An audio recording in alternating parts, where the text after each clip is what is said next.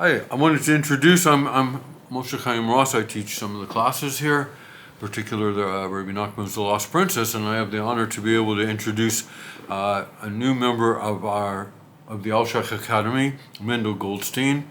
And I wanted to ask Mendel, thanks for joining us. And what brings you to SWAT, first of all, and just if you can tell us briefly a little bit about yourself and what you're coming here to teach and why you find it very important at this time in particular. So hello guys, as you said, my name is Mendel Goldstein. I'm coming from Northern California, San Jose, California, a bit far away. And what brought me to Tzfas was really like a desire for truth, for real meaning in my life. Like, I know it sounds kind of like everybody says that, but like that's really what brought me here. I was at a point where I didn't really have much truth, and I didn't really know where to look, and I was being drawn to Eretz Yisrael, to Chassidus, drawn to reconnect to my Yiddishkeit again and to really get back into it. And this place just like, it opened me up. It really brought out like this truth, this like realness in me that I just haven't really been able to find before I came here. So it's a big thanks to Tzfas, Eretz Yisrael. Big thanks to Yeshiva Tamimei Derech for taking me in and really building me up. And Baruch Hashem, I started learning a lot of Chassidus, primarily Chabad Chassidus. I started doing a lot of painting, a lot of art. I actually sold you, remember that? No, I remember. Yeah. That's a beautiful painting. I sold you one of my Yeah, paintings. thank you. All of a sudden, as you said that. Wow. Yeah.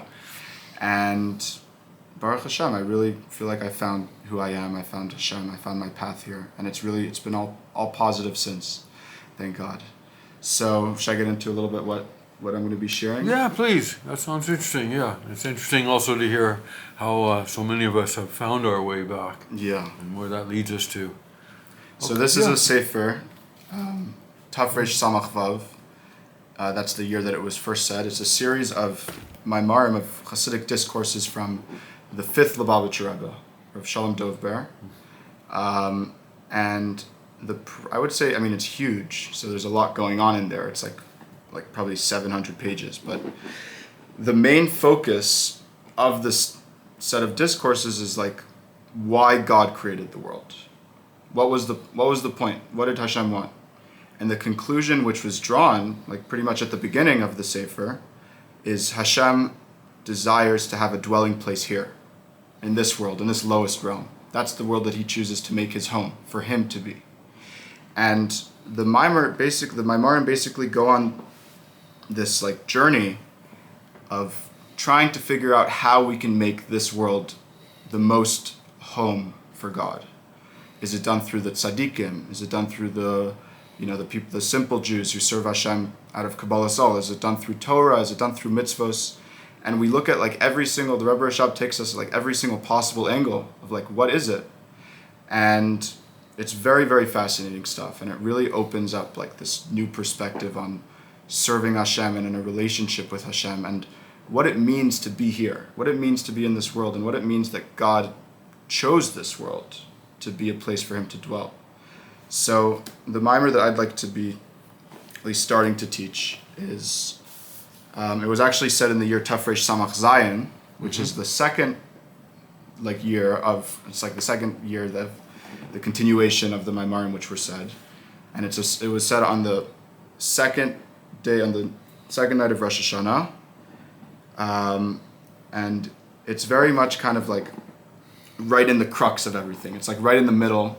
It's like really like, it kind of really touches on, I feel, is like so far as like the point of the whole thing, of the whole series of discourses. Like it really gets you to like right where, like it's like, I would call it like the heart of the whole hemshech, of the whole thing. And yeah, should I just get started? Okay, why not? I'll give you the front view of the camera, and we'll join the students back here. And it's very exciting to have you. Thank you very much. Thank you.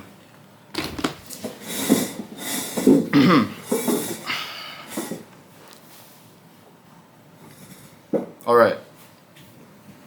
Tiku b'chayda shofar, blow in the month the shofar, bakesa liyan chagenu, in the concealment of the day of of the Chag, the holiday. L'tzarech lahavin, and it needs to be understood. Lama nemer b'chodesh stam. Why is it just saying in the month? V'lei nemer be'ezeh chodesh doesn't refer to which month. It just says blow in the month the shofar. Why doesn't it say blow in Tishrei the shofar? And the Medrash Rabbah in Amar Parak Chavtes, it raises some questions, or it discusses this pasuk, which is from Tehillim. Tiku b'chodesh is a pasuk from Tehillim, Kapitel Pei Aleph, pasuk Daled. And in the Medrash Rabbah, it says there, it asks a few questions. First, it says, "V'chi kol hachadashim inan chadash." Seemingly, every month is like it's called a month. It's called like a renewal. Every month is called a month. But there's one month where it's called bakise, ela bakesa, which means there's a concealment. There's one month in which the month conceals the moon, that the moon is concealed. So then it goes further. It says, and this one month in which the moon is concealed, because seemingly every month the moon is concealed, but it's saying there's a specific month that the moon is concealed, and it's Ela Liyem Chagenu. That month is the month of our holiday. It's the month in which there's a holiday. So then the Medrash Rabbah asks a further question. It says, V'halai Nisan, the month of Nisan, Chadash Nichsa, it's a month, the moon is concealed, it reappears. V'yashlei Chag b'fnei atzmai, and it has its own holiday. It's Pesach. So how are we still have two options over here. So then we finally narrow it down. We say, Ella Eza Chadash Shenichnasa, V'yashlei Chag v'chagay ben yoimai. What is the month that the moon is concealed, or the moon is reappearing on that month, and the Chag, the Yom Tov, is actually on that day of the reappearance of the moon? It is I'ata Maitze Ela b'Chodesh Tishrei. You only find that on Tishrei. Chodesh Tishrei is the only month in which the actual Yom Tov, the Yom Tov of Rosh Hashana, is actually the day that the moon is reappearing. It's the first day of the month. V'chein Amar b'Gemara Rosh Hashana Daf Ches Amud Aleph Beis. And it's also discussed in the Talmud of Rosh Hashana. Which month is it which day is it which the month is concealed, or which the moon concealed in the holiday? One second. Yeah, which one is it? It's Rosh Hashanah. It's the month of Rosh Hashanah. So we see that this month is referring to Rosh Hashanah. So the Rebbe Rashab asks on this, he says, it's still not really understood, these types of questions, like what's really going on here. Because we're still left with this question, why does he just say in the month? He has to give hints for it. That David Melech is saying, it's the month that you blow the shofar, it's the month that's hidden in the holiday, because why doesn't he just say it's Chodesh Tishrei? Why is he doing like this riddle with it? Now, in the Medrash Rabbah over there, it goes on a further idea in which it says, Chadshu Masechem, that in this month, in the month of Tishrei and Rosh Hashanah, Chadshu Masechem, their actions are renewed. Shafru Masechem, the actions are improved. V'tzarech lahavin, we need to understand Mahu Aimer, what does it mean, Chadshu v'shafru, that there's an improving and there's a renewing and an improving of the actions. Okay, so that was all basically the introduction, and that's like tying it to Rosh Hashanah. Now the Rebbe Rashab is going to go back into an idea that was being discussed in the earlier mimers, and he's going to give a little summary. It says, Ulahavin kolzeh, to understand all of this, Sarich lahekdim ash nispar la'al. We're going to preface with that which was discussed earlier, which is that Tikayach ha'hischadshus ma'ayin liyesh, the power of creating something new, something from nothing, a new existence, hu bevechinas malchus davka, is specifically in the sphere of malchus. The sphere of malchus is specifically the sphere which holds that ability to create something new, hischadshus. V'hainu, and this is because mishum na'otz techilasan besofan, because the beginning is rooted, is wedged in the end. V'nispar, and this to explain this further. To techila, what does it mean, the beginning? Techila zehu b'chinas atzmus ein sof mamish. It means the essence of Ein Sof, the essence of God, essence of God's light. Shelamayla mebechinas hamshacha v'gilei chulu, which is even higher than being expressed, being revealed. V'kayach ha'atzmos, now this ability of the power of this essence, hu b'seifan davka, is specifically found at the end, v'chinas ha'malchus, in the sphere of malchus. V'lachein yesh b'malchus, therefore malchus davka is specifically in malchus, that there is hakayach hazeh, this ability, l'chadish ma'ayin liyash, to create something new, from nothing into something. Mashallah yesh b'kayach hasphiros shelamayla. All the spheros above malchus don't have this ability. Afilu b'spheros hakeser, even the sphere of keser doesn't have this ability. Mipnei shekulam mikablim mebechinas hagiluyim de'orin sof levad, because all of them are receiving from the revelations of the Orin Sof alone. Avokoach ha'atzmi, but the power of the essence, hu b'malchus, is in malchus itself, malchus specifically. V'chein, therefore, he davka ha-mechadeshes ma'ayin liyash. Therefore, malchus specifically is the sphere which is able to renew, which is able to create, make something from nothing into something. Okay, so this requires a bit of explanation because there's a lot of things going on here. So, the idea of malchus, the sphere of malchus, it's the lowest sphere on the chart of the 10, and it basically represents, or its attribute is a vessel to hold all the above spheros and transmit the energy of all the above spheros into a way where now it is able to change its form.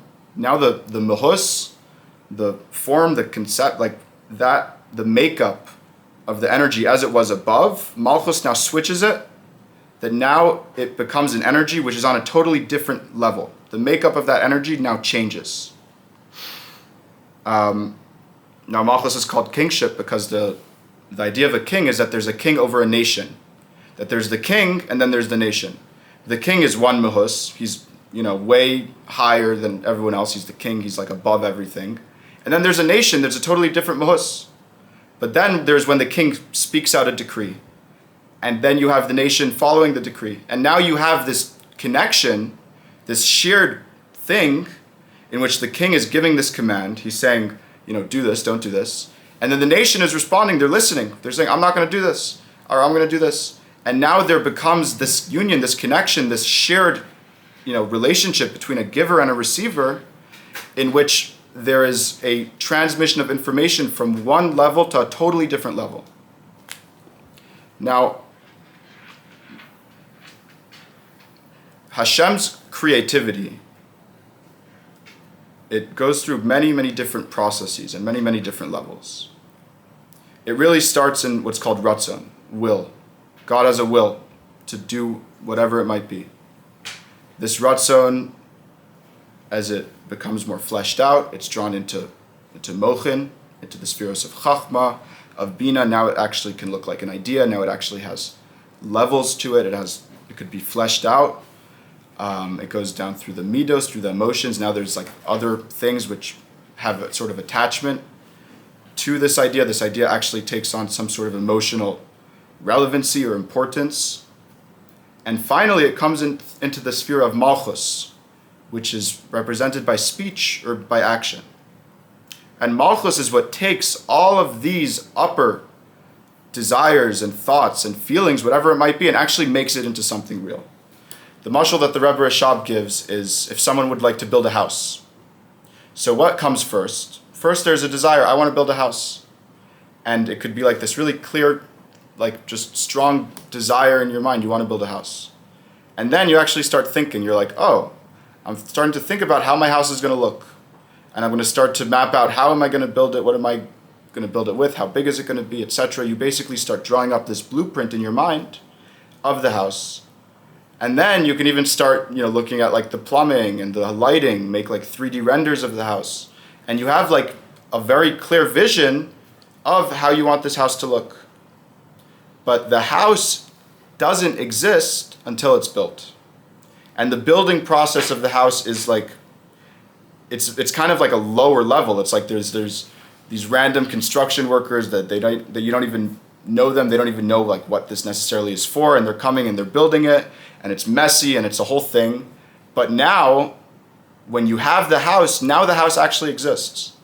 And on one hand, the house was so much more pure and like endless and perfect in your mind. And now when it's built, it's like limited, it's disconnected. Now it feels like it's something outside of you. It doesn't have this perfect image that it did when it was in your mind.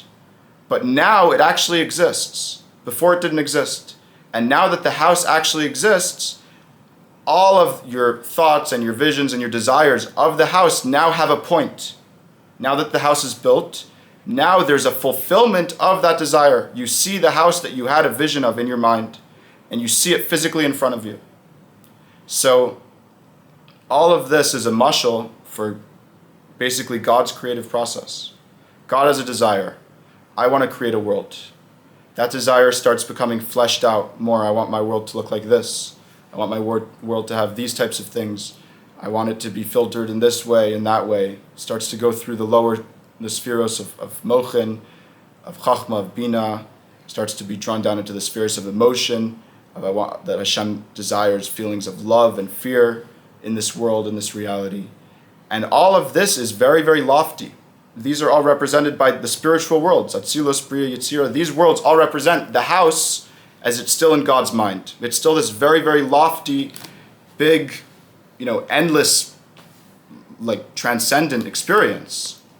And then Hashem says, okay, I'm going to actually build the house. And that's the sphere of Malchus. The sphere of Malchus is now the house is becoming built. And when the house is built, it doesn't have all this big fanfare and all of these big revelations and all of this stuff, because it's physical. It's now in this world. It's the fulfillment of God's vision. And the revelation of how the house was in God's mind and in God's feelings and all of those levels, it's not necessarily present in the house itself. Don't necessarily feel all the revelation. But now it's there. So this is what it means that the Malchus has this ability to actually create, to actually make something physical, something tangible, because the end is rooted in the beginning, and the beginning in the end. That Malchus is the fulfillment of God's desire, the actualization of God's desire. Now the thing actually exists. So in a sense, Malchus is also the completion of the beginning of God's desire, because now there's a point, there's an outcome, there's an end result. So Malchus, carrying this ability, has this power of the essence, has this power of that creation. And Malchus, in Kabbalah, in the Zohar, Malchus is called, it's said about Malchus that she has nothing of her own. That Malchus is purely a vessel. Malchus is purely the transmission of revelation. But in the absence of revelation, you have the essence. When you turn off all the lights, what's left there is just the being, the space. And what does Malchus do? Malchus holds that space. Malchus is a holder of space. And when you can start holding space, you can start to create. You start making reality. When someone has meaning in their life, now they feel like they actually exist. When a table is in the shop, it may be finished, but it doesn't really have any use. It's just sitting in the shop. But then when you bring the table to the house, and now people could sit at the table and have meals at the table, now this table has a purpose. It really exists. So Malchus is the representation of that attribute of holding space, of being a vessel, of giving something purpose, giving something meaning, allowing for something to actually exist. So this is why Malchus carries that ability to create from nothingness into something, to make something new. Okay. Va'al piza, and based on the above, Yuvan, it could be understood, Gamken as well, B'inyan HaBirurim, with regards to the elevation of sparks. Right? We were sent down into this world, into this reality, in order to heal it. This reality was created for us because this reality was created broken. And our job in this world is to heal the broken reality, is to seek out the sparks which fell into the lower realms, into this world, and work to heal those sparks. Now, the ikr avodas habirurim, the main avoda of actually refining these sparks, is bevechinas hischachos ma'ayin layesh, is through this process of transformation, of renewal, of making from nothingness into somethingness. Lahamshich bechinas ar chadash mamish, to draw literal new light. When we do a mitzvah, we have a kavanah, when we encounter something and we successfully elevate that thing and we rescue the trapped spark in that thing, it elicits a new light to shine into the world, and this world becomes more full with godly energy. light which was never there before. So this process of transformation is basically a process of creating something new, of creating new light. And this is Zau B'Saif Maisa de B'chinas Malchus Tafka. This is what Malchus does. This is Malchus's end result of the whole process. Shiyarda Unislapsha Lamata, in which Malchus descends and enclothes herself below. Lebara Birurim, to refine the sparks, to heal the world. Shizehu Tachlis Hakavana. This is the ultimate intent.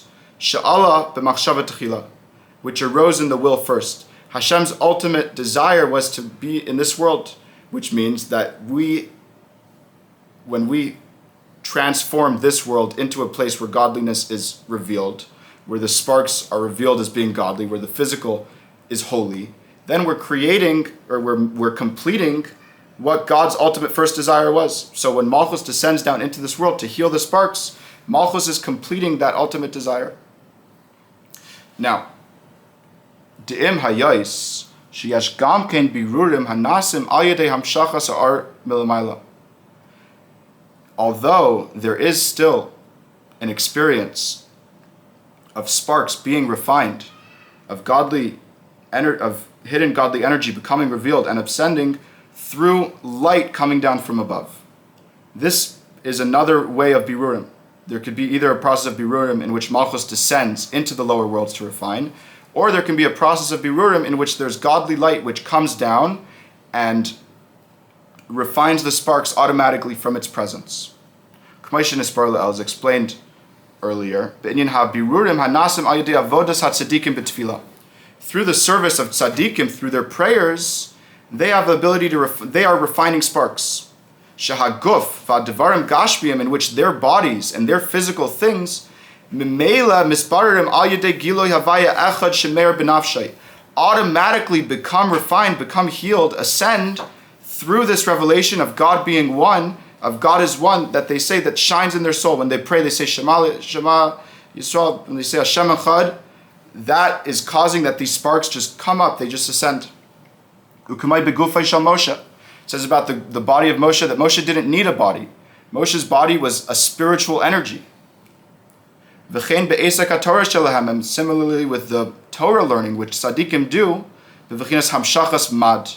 in which they are drawing down the masculine waters, which is the transcendent energy, the light which is coming down from above.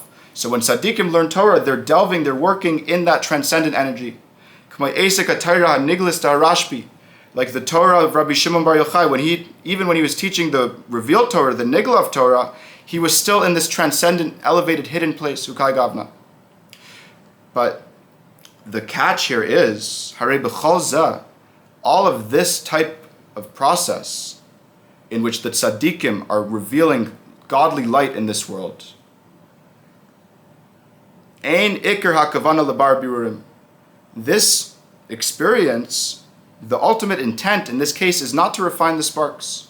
Ki'im lahamshich es ha'ar. It's rather to reveal light. Zeu tachlis hakavana.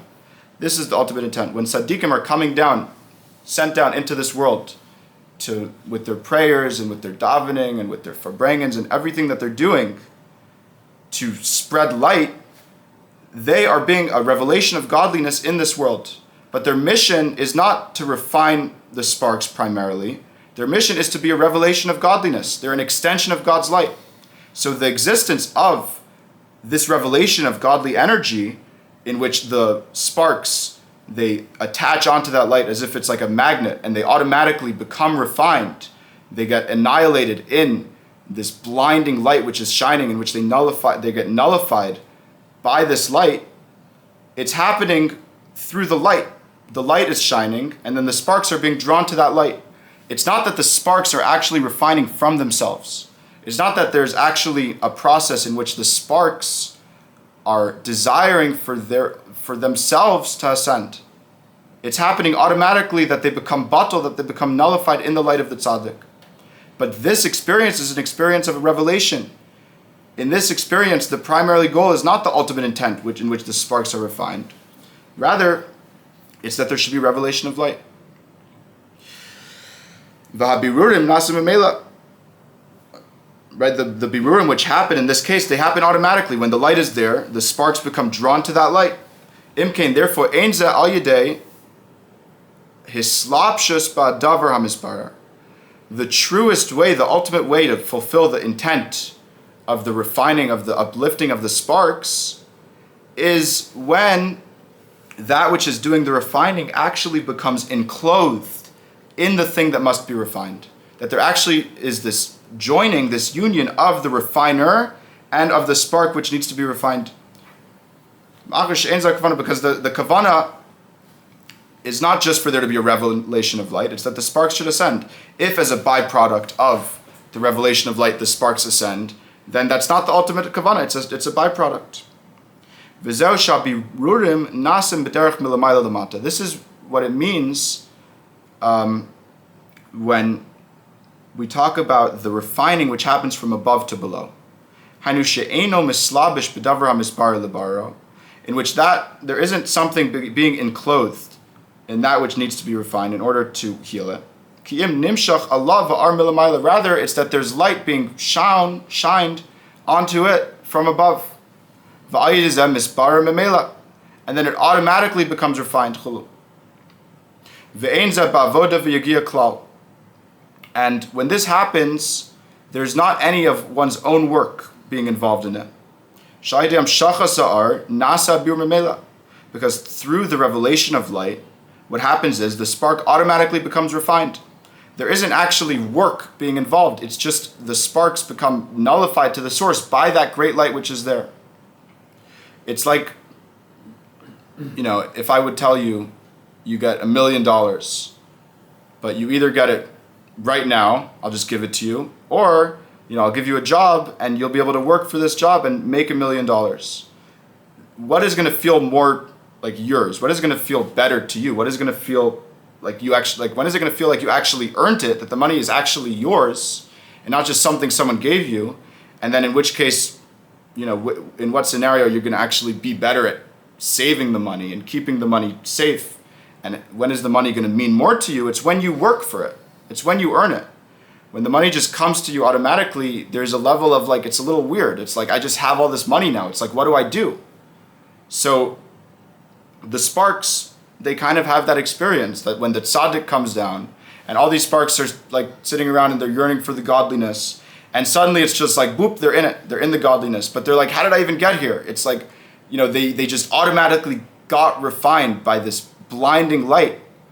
But there wasn't any work being involved from the lower point, from the mata. It was just happening automatically. It's like a magnet. They were just getting sucked up into it. Now, Dehine, kasher habirurim hem al yedei hislapshus ba'davar hamisbarer.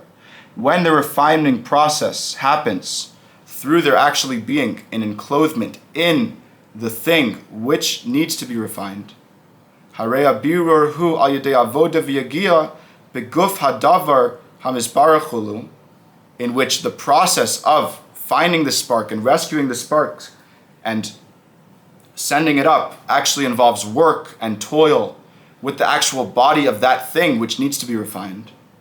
Sharei ein kanam shachas v'gilei art. In this case, there's not this big blinding revelation of light which is automatically making the sparks fly up. Ki im ba'avodaso beguf hadavar. There's actually work being involved with the physical thing, hamisbarer, which needs to be refined. Chulu. There's work being involved with the thing. Sharei ein kanam shachas v'gilei. Yeah, I said that right. Ukai gavna shachas v'gilei art ki im ba'avodaso beguf hadavar misbarer. You're actually working with this thing to push it, to teach it, and sometimes you might even have to force it to experience this light, to want to ascend. And when through this, when this process brings out a refining of that spark, this is work, this is actually putting in the effort, this is toil. As opposed to when there's just this blinding light coming down from above, shining, and then the sparks get sucked up into that. There's not work that's going on there. There's no work at all being done. It's just happening automatically. And furthermore, when this happens, when there's the tzaddik comes and the sparks automatically are refined, this wasn't God's ultimate intent in creating the world. God's ultimate intent to create the world is that the sparks themselves should want to ascend. It's that the lower world itself, the physicality itself should realize its truth, should realize its maker, should realize Hashem, and actually desire to ascend. And the only way that this is possible is when there actually becomes a joining of Malchus with the thing that it needs to refine. That there actually becomes a joining when the higher energy goes down, it actually becomes a part of the lower energy. It actually needs to become a part of that which it is refining. And then there can be a sharing, a teaching of what needs to be done, that one can actually be like the therapist of the world, the healer of the world. They come down to the world and they say, hey, I know the truth. I want to show you, world, about what God is. I want to show you, world, that you actually desire God. This birur, this refining process that happens from above to below. The thing which needs to be refined is not refining from its own ability. It's light coming down from above, which is drawing upwards, drawing up that spark. But through the work, the refining process that comes about through our actual toil, our actual work with the physical, with the thing. Then the thing which is the spark which needs to be refined, misparer, it becomes refined, it becomes healed, with its own ability, with its own power. Now what does it mean, the thing which is refining, or the thing which needs to be refined? This is referring to the Shem Ban, which is, the Shem Ban represents spelling out the name of Hashem Yud Kei Vav Kei in a certain way, in which it's representative of the sphere of Malchus, of the parts of Nukva. And Kabbalistically, it represents the healing, the first healing process of the fallen vessels of the world of Tohu. The first process of beginning the ascent, or beginning the ability to ascend those sparks, is through what's called the Shem Ben, the Shem Ban. This revelation of godly energy that is created specifically to heal these sparks. So this Shem Ban, Malchus, it's called the refiner, and it's also that which is being refined. V'nikra mispar, it's called that which is being refined. Al Shem sheyored v'nislabish b'makom hamispar, because Shem Ban, Malchus, actually descends and goes to the place where the refinement has to happen. It actually joins with that which needs to be refined. V'gam hanitzot hamispar, and then also the spark which is there in that place also refines. Shechal zeh nikra davar hamispar. All of this is called that which is being refined. Harei hu shemisora ba'atzmo, that it's shemisora ba'atzmo, it becomes aroused itself. The world, that which needs to be refined, itself becomes, it gets this desire, lehispar, to refine itself, ulalei slamayla, to fly upwards, to ascend. The lower point itself desires to ascend. Ma'achar she'es askas, because this work, hu ba'davar mispar, is with this lowest point, is with that which needs to be refined. Harei anitzot hamispar atzmo misar lalos, and then the spark itself desires to refine, desires to ascend upwards. So this experience of Malchus descending down into the lower world and joining with that which needs to be refined in order to refine it, it sounds a little bit far-fetched and complicated and a lot of big words, but if you think about it, this is the body, the soul coming down into the body. What is Malchus? Malchus is the soul. The soul comes down into the body and literally joins with the body. They become inseparable. You can't have one without another. And now the soul, this high godly energy, which is, as we explained at the beginning, is really sourced in the essence of God, because Malchus is sourced in the essence of God, it's now like trapped basically in this lowest point, in this body, in this thing which is in desperate need of refinement. And when the soul is in the body, and specifically when the soul is in the body, then the soul can truly become the healer, the therapist to the body. Because the body isn't going to listen to the soul and understand what it actually wants if there's just a revelation of light. For example, with tzaddikim, in which their bodies naturally are like an extension of the light of God, so their bodies naturally are ascending. But in that case, as we explained, this isn't the ultimate kavanah. Because the ultimate kavanah is for the body itself to want to serve God. It's for the nefesh Bahamas, the animal soul itself, to desire to connect. And this it can only be done when the soul, when the godly soul, the nefesh Elokis, actually becomes enclosed in the nefesh Bahamas. Because now the nefesh Elokis, the godly soul, can start to teach the animal soul about God. And it could start to show the animal soul that it actually wants to connect to Hashem. And it actually can have a benefit in connecting to Hashem. It could actually ascend from that. It could actually understand why it's really there. And it doesn't need to feel just pulled to all of these negative things. It doesn't. The animal soul doesn't need to view itself as negative, because the godly soul is there to teach the animal soul that it has a purpose, that all of its desires and its what it wants and physicality, it's all there, and all that physicality that it might desire, there is a way that you can use that physicality to serve God.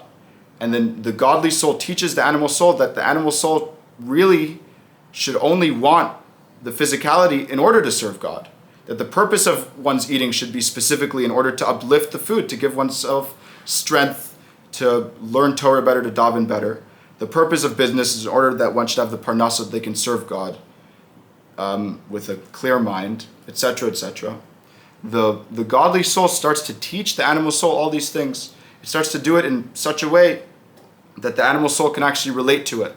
It tells the animal soul things in the animal soul's language, in the language of physicality, of the language of the body. It gives analogies. It could make it in songs and paintings and poems, whatever one might connect to. But the godly soul is there to teach the animal soul that it actually wants to ascend. And when this happens, when the animal soul itself, when the lower realm itself realizes that it actually wants to ascend, that it actually wants to connect, then there's a completion of the ultimate intent. Then the ultimate first desire that God had for himself to be in this world is complete. Because now the world itself understands that it is God. Now the physicality itself understands its purpose. It understands its maker. It understands why it's here. And when that happens, this physical world that feels so far and so dark and so concealed, when everything becomes refined, then this physical world can actually become a revealed extension of godliness. That this physical world can become spiritual. When the godly soul is able to show the animal soul that the animal soul itself, that the body itself wants to serve God and wants to connect to God and desires God, then the body itself becomes spiritual. The body itself ascends. The body itself becomes holy. And that is the ultimate intent. Yashikach.